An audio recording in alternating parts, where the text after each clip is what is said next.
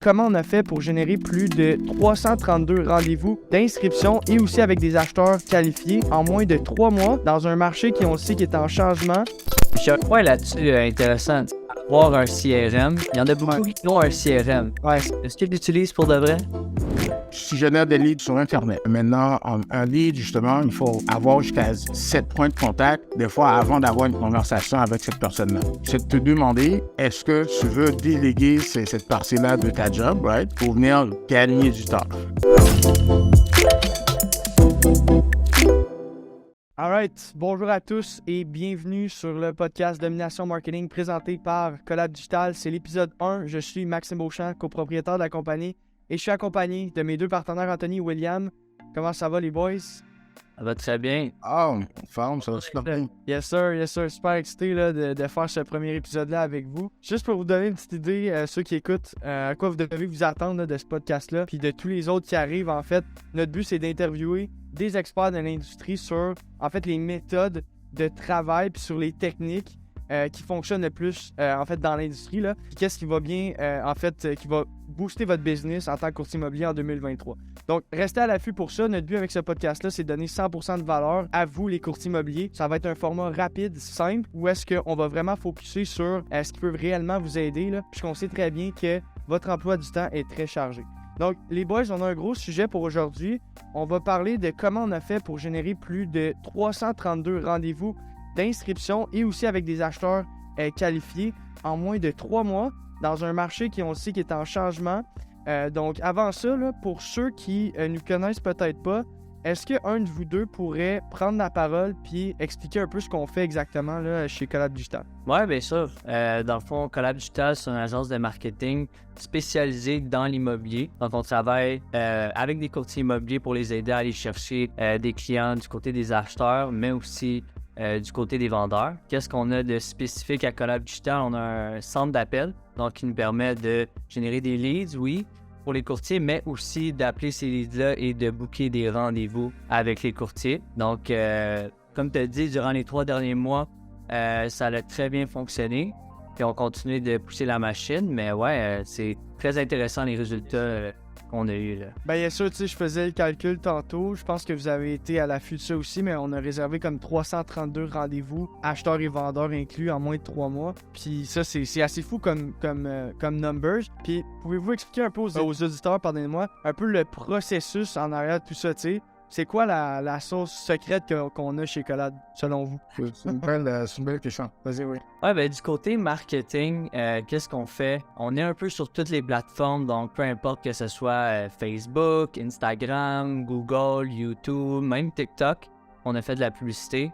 Donc, notre objectif, dans le fond, c'est d'être sur toutes ces plateformes-là, générer un maximum de leads qualifiés aussi. C'est quand même un mot important parce que c'est pas toutes les leads qui sont égales. Donc ça, c'est important de le mentionner. Et aussi, dans le fond, qu'est-ce qu'on fait? C'est vraiment des campagnes publicitaires sur toutes ces plateformes-là. Puis on a notre équipe de téléphonistes qui vient convertir ces leads-là en rendez-vous.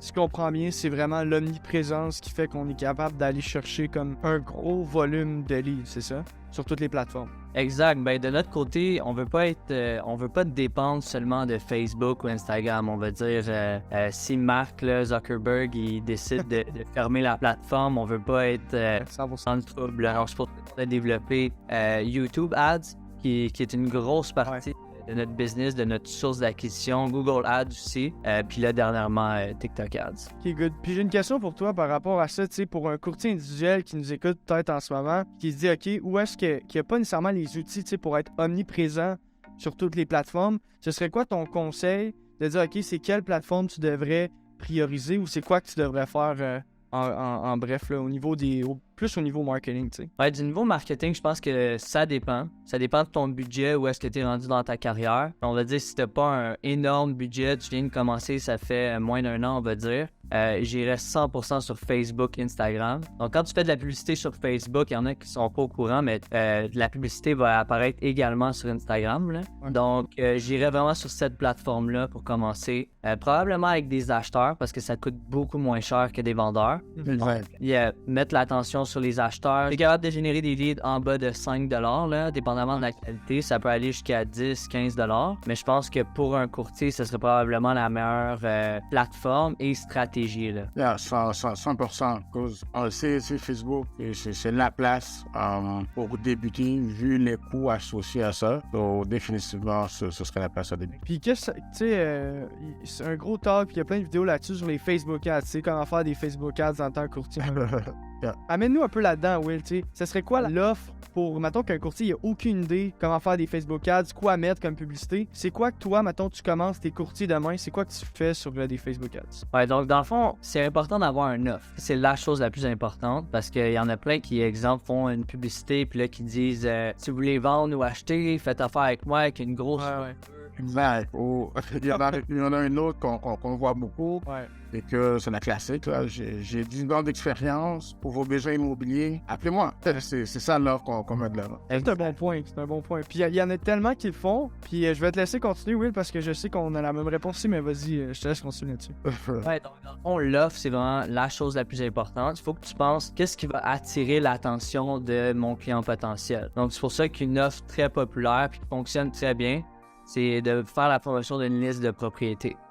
Donc, les gens qui veulent acheter, oui, ils ont accès à Centris, mais par contre, ça va être beaucoup plus facile pour eux d'avoir la liste directement dans leur courriel selon leurs critères. Il y en a aussi qui ne savent pas vraiment comment utiliser Centris de la bonne façon. Donc, c'est quelque chose qui fonctionne bien.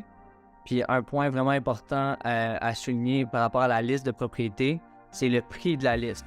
Donc, de ne pas faire une liste générale. Donc, la liste des propriétés à vendre à Montréal. Ça, c'est trop vague. Il faut que ce soit, exemple, la liste des propriétés à vendre en dessous d'un certain montant, où il y a plusieurs formules que tu peux faire entre tel montant et tel montant, ou aussi à partir de. Donc, c'est quoi qui fonctionne le plus. J'aurais une question là-dessus, Will.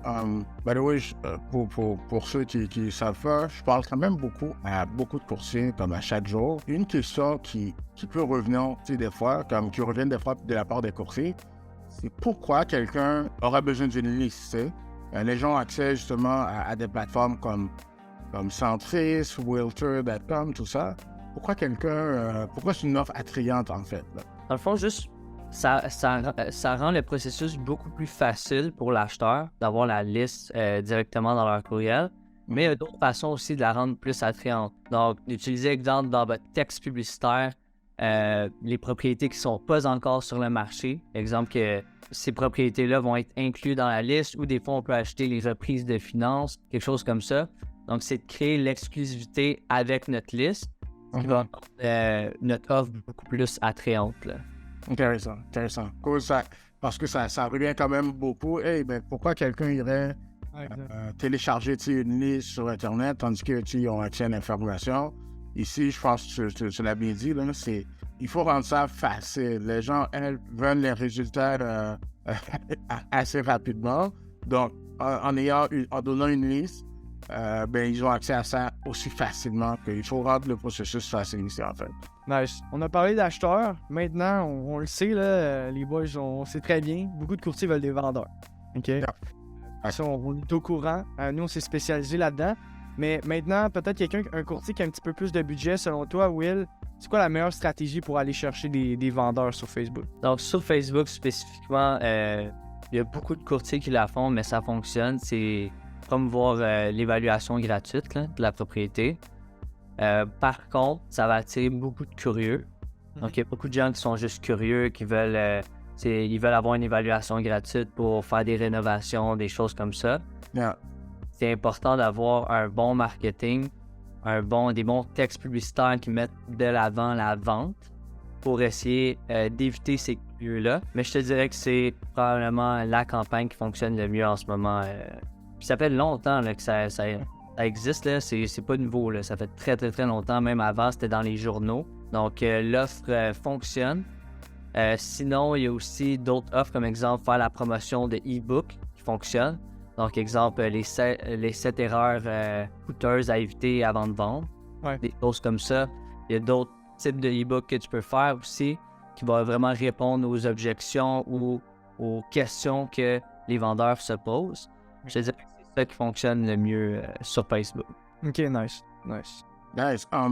Puis, encore une fois, tu sais, il y a beaucoup de conseils qui me disent « Hey, moi, je veux faire attention à ma personal brand. » Il y a beaucoup de personnes qui font ça comme type de publicité, puis ils sont réticents, tu sais, à promouvoir là, l'évaluation gratuite. C'est quoi que tu nous dirais par rapport à ça ici, William? Ben, le but, c'est d'avoir un offre, encore une fois. Donc, c'est sûr que si tu n'as pas d'offre, tu vas attirer beaucoup moins de monde. L'offre de l'évaluation gratuite, ça vient parler aux gens parce que les gens sont curieux de savoir la valeur. Mm-hmm. C'est sûr que tu vas avoir des gens qui vont être prêts à vendre dans le prochain mois, mais tu vas avoir aussi des gens qui vont être prêts à vendre dans 2 ans.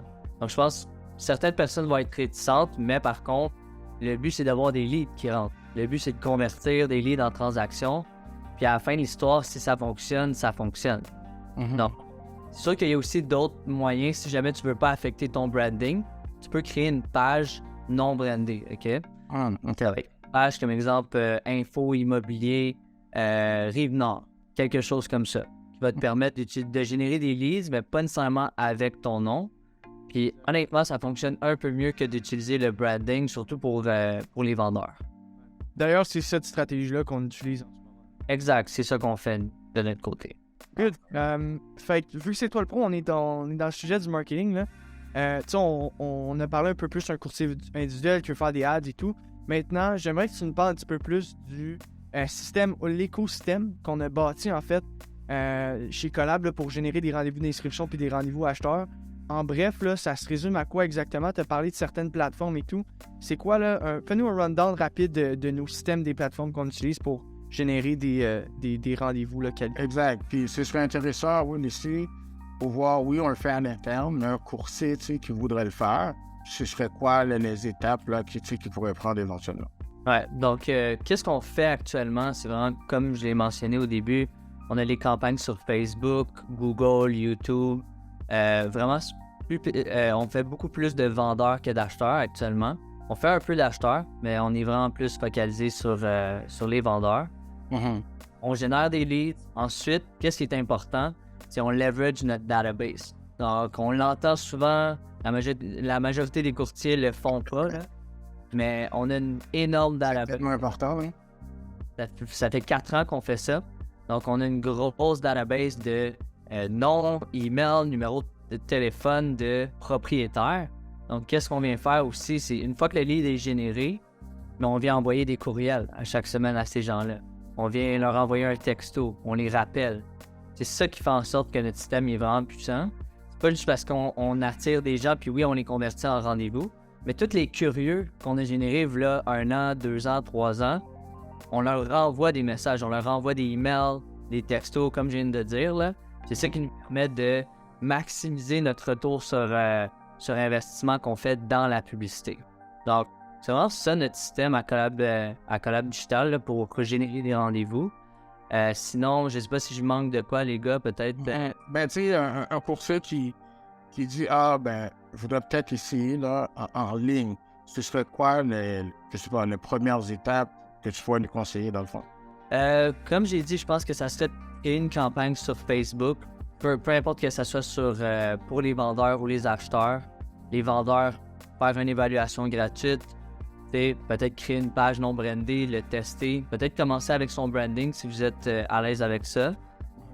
Ou sinon, du côté des acheteurs, vraiment faire la liste de propriétés en dessous du prix médian de votre secteur. C'est là que je commencerai. Je suis un nouveau courtier, là. J'ai pas énormément de budget. Ou même si j'ai un gros budget, je commencerai sur Facebook, Instagram, 100%. Puis je pense que Will t'a donné des bons points avec les plateformes et tout, mais une fois que ça c'est fait, moi le conseil que j'ai, c'est juste des appeler les leads. Parce que un moment donné que tu génères des leads, moi on l'a vu les boys, tu sais, il y a beaucoup. C'est tellement clé, là. Soit ils les appellent pas ou ils les appellent, là, les gens ils répondent pas, puis là, après ils font plus de suivi. Fait que moi, c'est le conseil que j'ai à donner après, c'est de les appeler, puis de faire des suivis, puis de les garder close. Puis aussi d'utiliser un CRM, tu sais, de ne pas utiliser un CRM. Beaucoup de courtiers perdent de ne pas utiliser de CRM justement parce que tu perds un peu le fil dans tes opportunités. Puis plus tu gères des leads, ben c'est facile de perdre le fil. T'en as 100. C'est difficile de te rappeler de mémoire comme ça qu'est-ce qui se passe avec toutes les leads. Fait que c'est là qu'un bon CRM peut venir jouer un gros rôle là, dans le business d'un courtier. Ouais, puis un point là-dessus intéressant. Avoir un CRM, il y en a beaucoup qui ont un CRM. Ouais. Est-ce que tu l'utilises pour de vrai?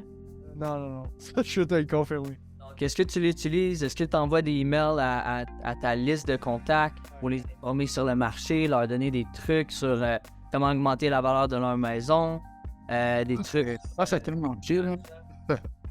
Donc, il y en a qui ont... Tu sais, toutes les courtiers des CRM, ben, c'est pas toutes, mais il y en a beaucoup qui l'ont. Ouais.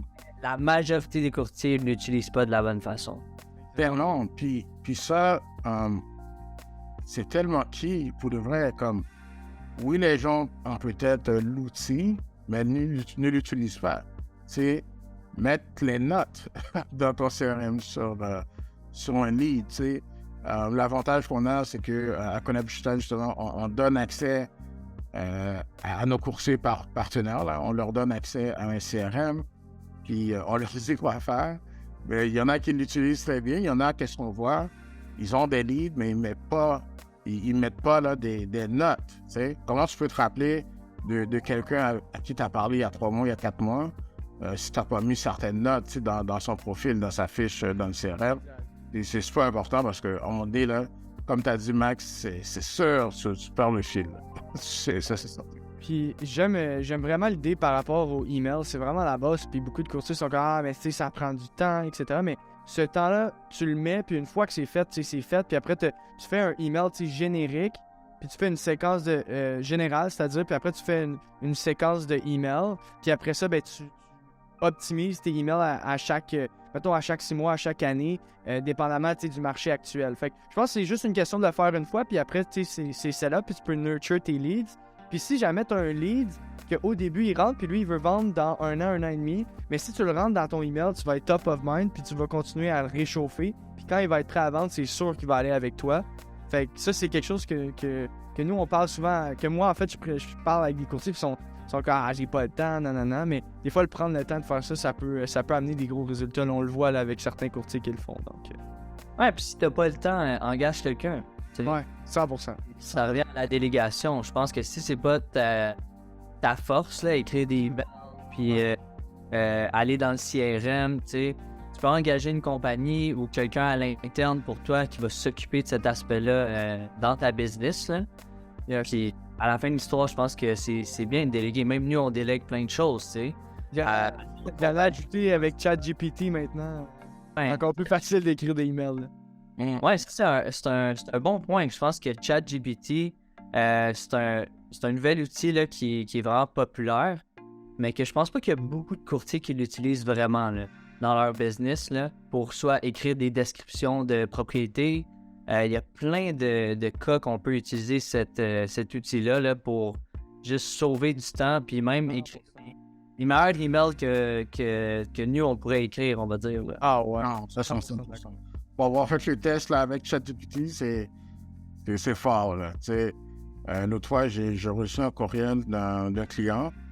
Il voulait faire le test. Là. ChatGPT répond à ce courriel-là. Voici ce que je voudrais, dans quel sens il voudrait que tu réponds ça. Puis le résultat, c'était juste comme wow!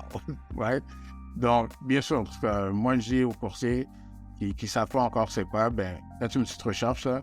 Vous allez voir, ça va venir vous aider dans votre travail, là, ça c'est 100%. 100%. Ouais. Good les boys, on va transiter vers un autre topic qui est vraiment important. On a parlé d'un de nos gros piliers importants qui est le marketing, puis aller générer les leads, puis aller les qualifier. Maintenant, on sait que notre pilier probablement qui a le plus gros impact dans tout le système, c'est notre centre d'appel avec les téléphonistes. Fait qu'en tout, c'est là que toi, tu rentres un petit peu plus en jeu, donc tu t'occupes de manager l'équipe et de la direction en fait des téléphonistes. Fait que je voulais te challenger en première question. Selon toi, c'est quoi qui est le plus difficile dans la construction d'un centre d'appel comme ça? Le plus difficile, je dirais, c'est le coaching. Donc, pour quelqu'un, mettons, qui voudrait engager un téléphoniste, donc il y a plusieurs étapes dans le recrutement. C'est aller chercher la bonne personne qui pourra jouer ce rôle-là de téléphoniste. Ensuite, ça va être son embarquement. Ouais.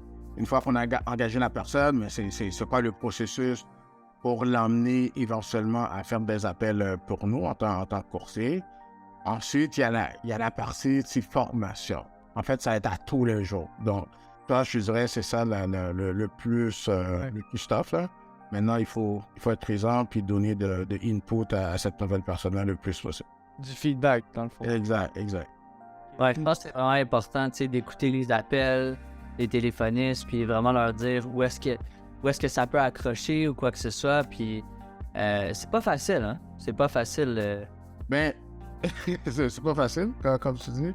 Puis, pour quelqu'un qui penserait à le faire, mettons, avoir un téléphoniste à l'interne, c'est d'avoir la bonne structure. Oui, c'est pas facile. Ceci dit, c'est très possible.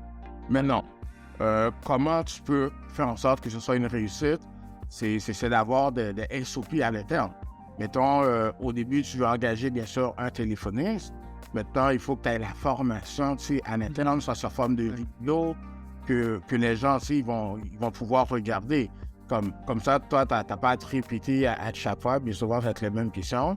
Mais tu le sais, tu enregistres des vidéos, tu mets ça sur une plateforme de cours en ligne, par exemple. Il y en a même qu'on peut utiliser gratuitement, là. Puis il y en a aussi qui sont à peu de frais. Donc, dans le fond, cette formation-là, tu la mets en ligne que la personne que tu engages, ben, il pourrait passer à travers la formation sur forme de vidéo. T'sais. OK. Intéressant. Puis, tu as mentionné SOP. Je pense qu'il y a peut-être plusieurs personnes qui ne savent pas c'est quoi. Peux-tu décrire c'est quoi un SOP? Un SOP, c'est super simple. Il y a des trucs que tu fais tous les jours dans ta business. Tu veux standardiser ça. Donc, la formule qu'on utilise, c'est souvent sous forme de document doc, là, OK? Dans le fond, pour faire des appels, par exemple. C'est quoi que cette personne-là a besoin? Bien, dans ta business, si tu as des outils que tu utilises, comme nous, par exemple, comme outil qu'on utilise pour faire les appels, c'est VanillaSoft. Maintenant, pour démontrer à cette personne-là que tu engages pour faire les appels, bien, c'est de faire une procédure, le SOP en question. C'est ça, une procédure, puis comment tu fais telle tâche. Puis cette personne-là, tu enregistres ta vidéo. On a un bel outil là, qu'on appelle Loom, pour ceux qui ne le savent pas. Là.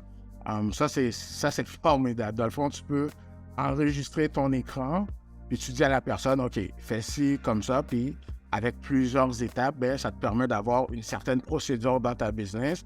Mais quand tu as une nouvelle personne qui embarque, ça soit un téléphoniste, ça soit une adjointe, peu importe qui dans ta business, là, tu peux venir avoir cette procédure-là. Puis, justement, on parlait de l'embarquement puis de la formation.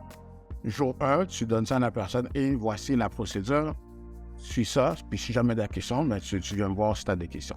Mais ça te permet en fait de sauver un temps fou. Là. Ouais. Puis je pense que pour avoir un SOP qui est vraiment efficace, il faut vraiment faire étape par étape. Donc, comme si tu lançais de 14. 100%. Puis, boys, s'il y a quelque chose, je pense qu'on a bien fait justement dans la business, c'est de mettre ça en place. C'est différents SOP. Puis ça, on le dit aussi aux coursiers. Mettons, on sait que les coursiers, vous êtes beaucoup occupés. Maintenant, comment on peut venir utiliser la technologie pour leverage notre temps? C'est utiliser des SOP, justement. Tu recordes ton écran, tu mets ça étape par étape pour un enfant de 8 ans là, qui peut suivre ça facilement. Puis boum, comme ça, tu viens te sauver du temps, puis les gens ne te dérangent pas pour te poser une question qui pourrait être sur une vidéo, tu sais. Fait ça vient vraiment, vraiment aider à sauver du temps. Moi, pour ajouter sur ça, tu sais, je vais donner un autre petit tip ici. C'est quelque chose qu'en fait que Otto et Will m'avaient montré à faire quand je suis rentré dans la business avec vous. C'est que oui, il y a les SOP, mais il y a aussi les FAQ. Donc les FAQ, c'est quoi? On appelle un diminutif pour foire aux questions. Questions fréquemment posées. Exactement. ce FAQ-là est bien sûr lié au SOP. Mais par exemple, tu sais, pour un téléphoniste qui fait des appels, tu sais, on le sait, l'immobilier, c'est pas, tu sais, pour closer quelqu'un ou pour closer des rendez-vous, c'est pas une ligne droite. Des fois, il y a des questions, il y a plein de choses qui peuvent arriver. Fait que c'est là que ton FAQ est vraiment bon parce que ton AEC peut venir dans le FAQ. Ouais. Je pensais à une petite bouteille de vin, là. Acheter une petite bouteille. Non, mais c'est ça. Fait que le AEC, quand il y a une question qui se fait poser par un prospect, puis là, il est pas trop sûr, viens mettre ça dans le FAQ. Toi, en tant que courtier, tu viens répondre à cette question-là. Puis là, comme ça, la prochaine fois, il va savoir quoi répondre. Puis là, on vient bâtir une espèce de base de données de questions-réponses. Puis une fois que tu vas pouvoir engager un deuxième AEC, par exemple, mais toute la procédure puis la FAQ va déjà être en place. Donc, tu n'auras pas besoin de mettre de temps à répondre continuellement à des questions. Fait que ça, c'est une chose que j'avais appris de vous deux, là, que je trouvais très, très, très, très smart de ce côté-là. Ouais, puis ça sauve énormément de temps. Exact. Parce que si, exemple, toutes les réponses à leurs questions est déjà dans un document, ça réduit les messages que tu reçois dans Slack ou la plateforme de communication que tu utilises avec tes membres de l'équipe. Là. C'est un game changer. Puis ça, justement, c'est un hack. Si tu veux gagner facilement dans ta semaine, là, tu veux gagner 10 heures, 15 heures si tu as des employés, là, c'est de mettre des procédures en place, des SOP, puis aussi des FAQ. Ça va venir te permettre de sauver du temps énormément parce que à chaque fois que quelqu'un te pose une question, même si ça te prend 5 minutes, c'est 5 minutes de trop. Puis accumuler dans la semaine, 5 minutes à chacune heure, là, ça vient te permettre là, de sauver énormément de temps. Puis je dis à tout le monde, là, mettez ça en place, guys, si vous pouvez, là, si vous gérez des employés en fait dans votre business, c'est un hack là. C'est un hack pour ta business, définitivement. Ça peut être, tu sais, pas juste des... Tu sais, des fois, ça peut être des situations, puis tu mets un Loom, puis tu mets la référence à la vidéo en question que tu as faite avec Loom, puis là, les personnes peuvent juste aller là. C'est un peu genre un document de référence, tu sais, si jamais il y a de quoi que tu n'es pas trop sûr, tu vas voir là, OK, est-ce que l'espèce de la situation est là, puis après, tu peux te manager ça. Fait que, on va continuer, les boys. J'ai une autre question par rapport au téléphoniste tantôt pour toi. Non. Je suis un courtier individuel, je veux engager un AEC, un téléphoniste. Yeah. C'est quoi les aspects ou les caractéristiques qu'on va rechercher le plus dans un bon téléphoniste? Ben, ça, il y a plusieurs... ça peut aller dans plusieurs sens. Donc, si tu veux engager un téléphoniste, l'étape la plus importante, là, je dirais, ça passe par le recrutement. Donc, OK, ton recrutement, c'est ça qui va avoir l'impact sur tout le reste. Donc, la première étape, qu'est-ce que je dirais au courtier qui pense à le faire, là? C'est de faire une description de qui cette personne-là. Tu sais, oui, je veux un téléphoniste qui va pouvoir m'aider, tu sais, dans mon travail, mais c'est quoi la personne idéale? Mettre ça sur un papier, right? Document d'un Google Doc, tu dis, OK, par exemple, pour nous, qu'est-ce qu'on regarde, c'est est-ce que cette personne-là est fluide à parler français, right? Fluide à parler français, donc on le sait, c'est quelqu'un qui va être en communication, donc cette personne-là doit pouvoir bien s'exprimer. Je dirais que c'est la première étape, pour nous, là, en fait, on trouve que c'est super important. Ensuite, est-ce que c'est quelqu'un qui est coachable? Est-ce que cette personne-là, elle est ouverte, à apprendre? Parce qu'on le sait, les gens, nécessairement les téléphonistes, ne sont pas tous, ils n'ont pas de background dans l'immobilier. Maintenant, cette personne-là doit être ouverte à apprendre. Je dirais que ces 2 points-là, là, c'est super important, from the goal. OK, nice. Ouais, c'est vraiment intéressant par rapport à ça parce que, bonjour, je prends un petit 10 secondes de votre temps ici pour vous dire qu'en avril, on va ouvrir des places pour notre programme Rendez-vous acheteurs qualifiés. On book des rendez-vous dans le calendrier de nos courtiers. Je sais, c'est fou. Il n'y a aucune autre agence de marketing qui fait ça en ce moment dans le marché. Puis on a des très bons résultats. Donc on a décidé d'augmenter le volume, d'aller chercher plus de partenaires. Donc si ça vous intéresse d'en savoir plus, cliquez sur le lien dans la description. Prenez un appel avec un de nos représentants pour voir si c'est un bon fit pour votre business. Et sinon, passez une excellente fin de podcast. On se revoit très bientôt. Bye bye. On n'a pas eu des challenges, mais on a engagé beaucoup de gens. Puis je pense que tu as pu voir quel téléphoniste et c'est quoi les caractéristiques à rechercher dans un bon téléphoniste. Puis quelqu'un qui va vraiment aller chercher des résultats puis connecter avec le prospect, tu sais. Puis ça vient avec aussi le training puis l'input qu'on donne en tant que business puis en tant que, courtier, si jamais ça fait partie de votre stratégie. Toi, comment tu vois ça pour les téléphonistes? Est-ce que tu sais, on donnait des exemples pour un courtier qui veut en engager un et tout. Qu'est-ce que tu penses qu'un courtier devrait faire par rapport à ça? Est-ce que c'est un must? Est-ce que c'est quoi ton thinking derrière ça? Moi, j'aimerais ça rajouter un point par rapport à...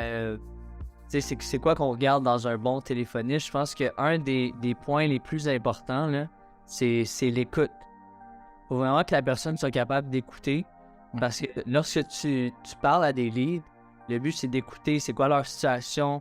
C'est pas juste de suivre un script puis d'essayer de booker un rendez-vous nécessairement. Il faut être capable de jaser avec la personne, comprendre, avoir de l'empathie envers sa situation. Je pense que l'écoute, c'est probablement une des choses les plus importantes aussi par rapport à la sélection d'un téléphone. 100%. Nice. Good. Je suis content de vous entendre là-dessus parce que ça fait plusieurs mois qu'on travaille puis qu'on recrute des nouveaux téléphonistes. Puis je pense que tu as vraiment mis le point à la bonne place. L'écoute, c'est super important. Puis c'est un des aspects qu'on va regarder là, quand on engage les gens puis qu'on fait des roleplays. Je sais, Anto, t'en fais beaucoup.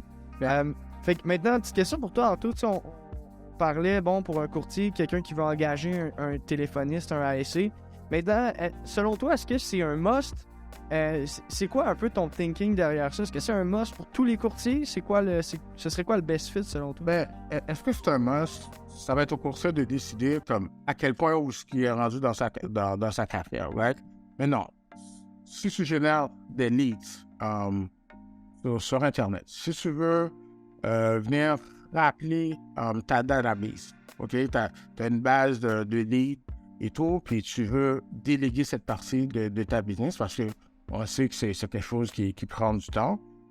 Si je génère des leads sur Internet, maintenant, un lead, justement, il faut avoir jusqu'à 7 points de contact, des fois, avant d'avoir une conversation avec cette personne-là. C'est de te demander, est-ce que tu veux déléguer cette partie-là de ta job, right, pour venir gagner du temps? Moi, je dirais, oui, c'est un must. Si tu génères quand même un bon volume de leads, puis tu veux économiser ce temps-là, un téléphoniste va venir t'aider à accélérer ta croissance, là, puis à tout simplement dominer ton industrie. Parce que la job de téléphoniste, c'est ça, il va pouvoir te permettre là, de closer plus de ventes. Moi, je dirais ça dépend où ce que tu es rendu dans ta carrière. Et à partir de là, si tu dis, OK, je veux faire plus de transactions, mais comment tu peux leverage le temps des autres, là, c'est avoir de l'aide de ce côté-là. Moi aussi, je trouve que ça dépend. Ça dépend de la situation dans laquelle tu es. Puis, exemple, tu génères des leads en ligne. Là. Tu fais une liste de propriétés ou une campagne d'évaluation gratuite pour générer des leads. Mais si tu vas contacter le lead 24 heures après que tu l'as généré, comme t'es pas la bonne personne pour faire les appels. Donc, il y a des choses à suivre. Comme exemple, quand tu génères des leads, il faut que tu les appelles rapidement. Plus rapidement que tu les contactes, plus que tu as de chances de rentrer en contact avec cette personne-là puis d'avoir une conversation. Donc, moi, je pense que si, exemple, tu es un courtier, mais que tu es prêt à faire les suivis, tu es prêt à faire les 7 appels en une semaine pour rentrer en contact avec ce prospect-là que tu as généré, peut-être que tu n'as pas besoin de téléphoniste. Mais si tu sais au fond de toi que tu fais pas nécessairement les suivis qu'il faudrait, je pense que d'avoir un téléphoniste, ça peut vraiment t'aider à maximiser ton retour sur investissement. Donc, 100%. Puis, pour enchérir là-dessus, là, c'est comme, généralement, le courtier, il n'y a pas de problème à faire le premier appel. Tu reçois un lead, boum, tu l'appelles. En 2 heures, là, c'est bien. Maintenant, qu'en est-il des autres leads en fait, des suivis que tu dois faire? C'est là que ça se garde. Parce qu'on travaille avec assez de courtiers là, pour le voir dans leur CRM. Le premier appel, généralement, ça va être fait. Maintenant, si une personne que soit tu n'arrives pas à contacter, comme avoir une conversation avec, c'est là ce qu'elle se garde. C'est sur l'économie. Là, on sait, ça prend du temps. C'est une job à temps plein là, pour quelqu'un qui et si je suis là, il y aurait là 50-100 leads par mois. avec ton système, définitivement, là, ça te prend un téléphone. Définitivement. Et même des fois, pas beaucoup de leads, parce que, tu sais, c'est la raison pourquoi on a créé notre nouveau programme, tu sais, qu'on book des rendez-vous. Avant, on faisait des leads, donc on délivrait des leads directement au courtier. Ouais. Ce qui est intéressant, c'est de voir que dans un secteur, il y en a qui réussissent extrêmement bien, puis il y en a d'autres que ça fonctionne pas pour eux. Tu sais, c'est sûr que l'agence a toujours une partie de responsabilité. Il ne faut pas s'enlever cette responsabilité de tout le temps donner les meilleures opportunités à nos courtiers. Mais par contre, quand tu regardes les stats, tu vois que d'un courtier à l'autre, c'était pas les mêmes suivis qui étaient faits. C'était pas le même script qui était utilisé pour convertir les livres. Donc, je pense que c'est vraiment intéressant de regarder ces stats-là. Puis, justement, c'est pour ça qu'on fait des rendez-vous aujourd'hui, là. Ben, c'est un bon point que tu as ramené là, tu sais. Tous les courtiers vont te dire « Hey, pas de problème, moi, je vais faire mon suivi. » Mais suivi, tu sais. Mais la réalité, c'est, on le voit, c'est pas nécessairement ça. Oui, les gens vont faire le premier appel, mais on le sait, ça prend des suivis, ça prend du temps. Puis quand tu as plusieurs contrats actifs, là, c'est là que ça se garde parce que tu veux prioriser tes clients, puis générer de la business. Des fois, les gens, ils vont slacker ça. Mais c'est là que ça se garde, là, pour convertir le plus de leads possible. Moi, ce que j'aimerais ajouter à tout ça, vous avez donné tellement des bons points, puis depuis le début du podcast, je prends des notes dans ma tête, je suis en crime. Je trouve que c'est le fun, les boys, de se retrouver puis de parler de ce qu'on fait. C'est vraiment le fun. Si vous êtes encore là, tu es un courtier qui écoute ça, je pense que c'est vraiment important pour toi de comprendre que c'est un tout. Tu sais, souvent, on veut faire, OK, c'est quoi la chose qui va faire que je vais scale ma business, que je vais faire plus de transactions, que je vais faire plus d'inscriptions. Mais c'est important de comprendre qu'à la fin du compte, c'est un écosystème qu'on bâtit petit à petit. On bâtit des procédures, on bâtit des FAQ, on met un processus marketing en place, on met un processus, on met des scripts, on hire un ISC. C'est un écosystème, c'est un tout qui va faire en sorte qu'on va être capable d'aller chercher plus de ventes. Tu sais, les top courtiers, c'est pas une chose directement qui a fait que leur business a explosé. C'est une multiplication de plusieurs choses, selon moi, qui a fait qu'ils ont été capables de scale. Fait que ça, c'est un gros truc que je vois là, dépendamment d'un courtier qui réussit et qui réussit pas. Puis vous m'avez inspiré à dire ça parce que je trouvais que vous aviez des bons points sur plusieurs aspects de cette stratégie-là. Yes. Je pense que c'est un bon pod. Très content d'être avec les boys, parler d'immobilier. Je pense que ça peut aider beaucoup de courtiers qui savent pas nécessairement par où commencer ou qui veulent justement générer plus de transactions. Donc, yes. Exact. C'est super le fun. Super le fun, les boys. Puis, tu sais, comme j'ai dit au début, notre but, c'est vraiment d'aller straight to the point. J'en parle souvent avec Will, là. Will qui aime moins les histoires au début des podcasts. On écoute beaucoup de podcasts, nous trois. On veut vraiment aller straight to the point, 100% valeur.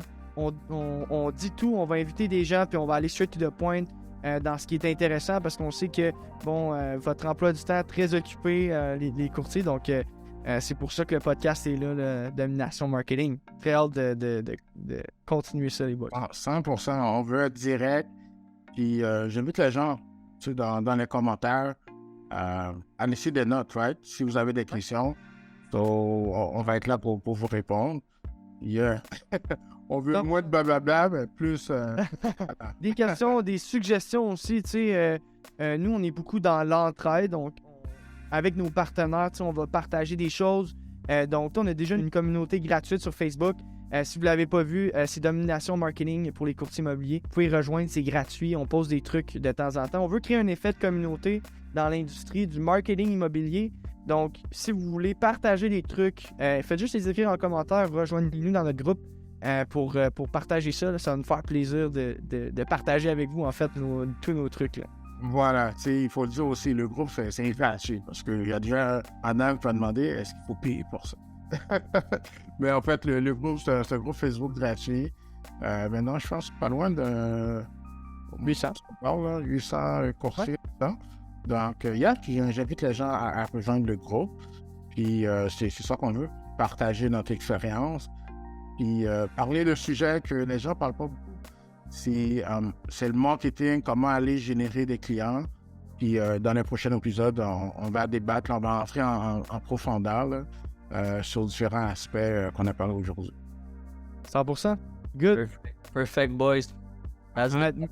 Merci à tout le monde d'avoir écouté ce podcast et on se revoit dans une prochaine vidéo ou podcast. Je vous invite encore toujours à vous abonner et à liker cette vidéo-là si jamais vous l'avez aimée. On se revoit dans une prochaine vidéo. Abonnez-vous. Yes, sir. Bye bye. Ciao.